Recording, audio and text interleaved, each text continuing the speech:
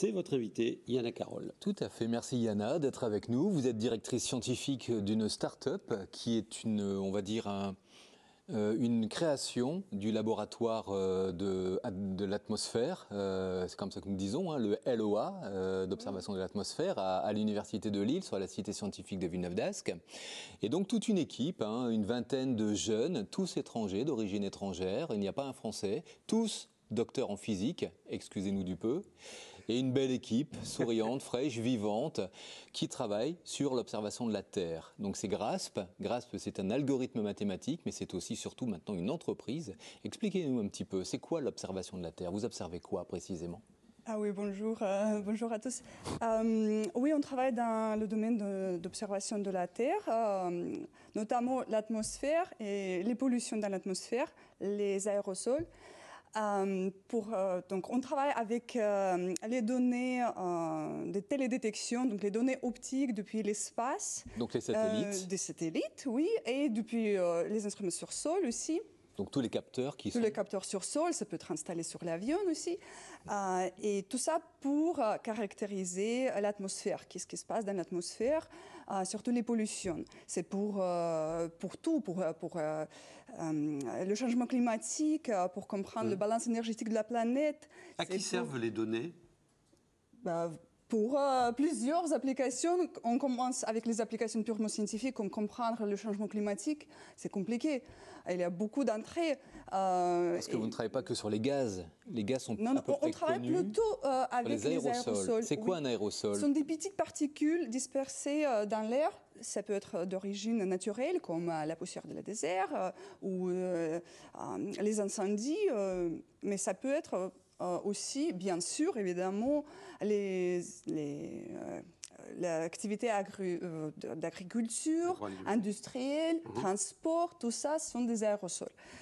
Pas que les gaz, il y a des petites particules aussi. Elles sont très mauvaises pour la santé si elles sont petites. Et on les connaît mal, on les observe peu finalement, ces aérosols aujourd'hui. Même la petite concentration est grave, mais c'est pas facile à les mesurer. Voilà. On utilise les capteurs sur sol, les capteurs locaux, mais on peut les observer aussi depuis l'espace. C'est plus compliqué, bien sûr, mais l'espace maintenant entre dans tous les domaines de notre vie.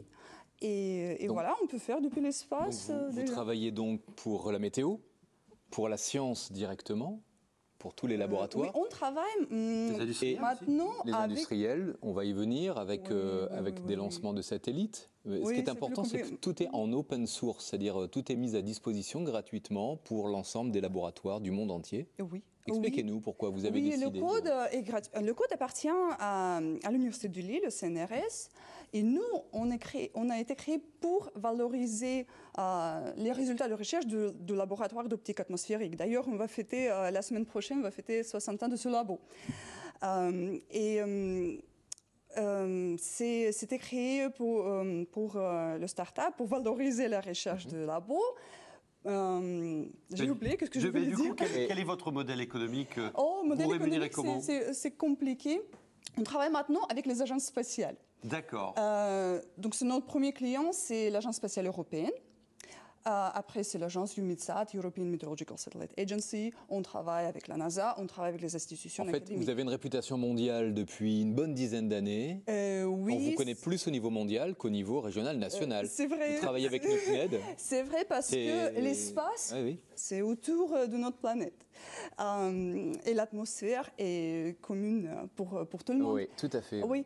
Et donc, on travaille avec les agences spatiales pour interpréter les observations de missions spatiales publiques. Et maintenant, notre idée est de lancer notre propre satellite, mais pas qu'un seul satellite, une flotte de satellites. Ça, c'est votre actualité. Ça, c'est notre actualité. C'est la raison de votre présence avec nous. Oui. Vous lancez combien de satellites et vous pouvez nous les décrire un peu?